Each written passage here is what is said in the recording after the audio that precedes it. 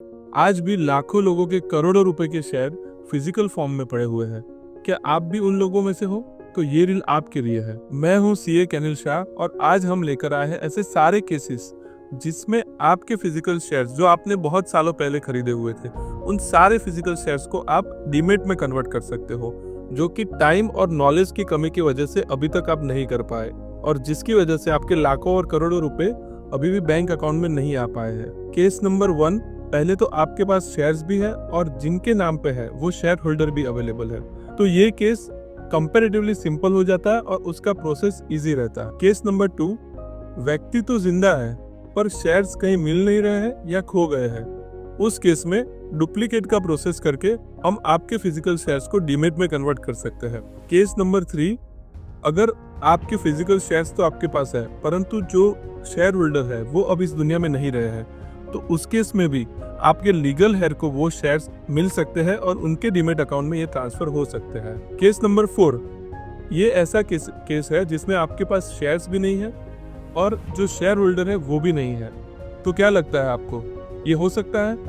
हाँ, ये भी केस हो सकता है जिसमें आपके शेयर्स का कोई इंफॉर्मेशन या कुछ रेफरेंस अगर आपके पास है तो उसके द्वारा कंपनी आपको वो डिटेल्स दे सकती है और आपके फिजिकल शेयर्स आपके डीमेट अकाउंट में आ सकते हैं। और केस नंबर 5, ये है आप आपके शेयर्स में डिविडेंड 7 सालों तक नहीं क्लेम करते हैं, तब आपके शेयर्स गवर्नमेंट में चले जाते हैं जिसको आईपीएफ में बोलते हैं, investor education and protection fund में चले जाते हैं। वहां से भी आप अपने शेयर्स क्लेम करके वापस आपके डीमेट अकाउंट में ला सकते हैं।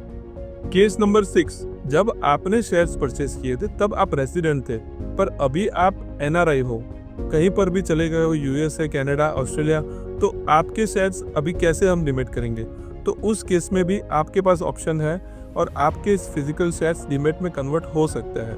केस नंबर 7, जब आपका नाम शेयर सर्टिफिकेट में कुछ और है और आपका पैन कार्ड और आधार कार्ड के हिसाब से अभी नाम कुछ अलग है, तो उस केस में भी आपके शेयर्स आपके डीमेट अकाउंट में आ सकते हैं, उसके थोड़े एडिशनल डॉक्यूमेंट्स लगते हैं।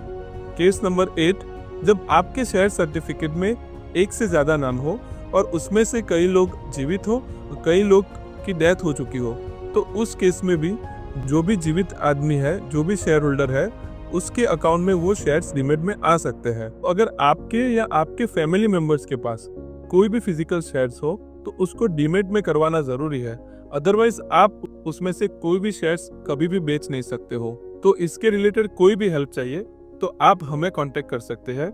ऐसी और फाइनेंशियल टिप्स के लिए हमें फॉलो करते रहिए और इस जानकारी को उन तक जरूर पहुंचाएं जिनको इसकी जरूरत हो। Thank you very much.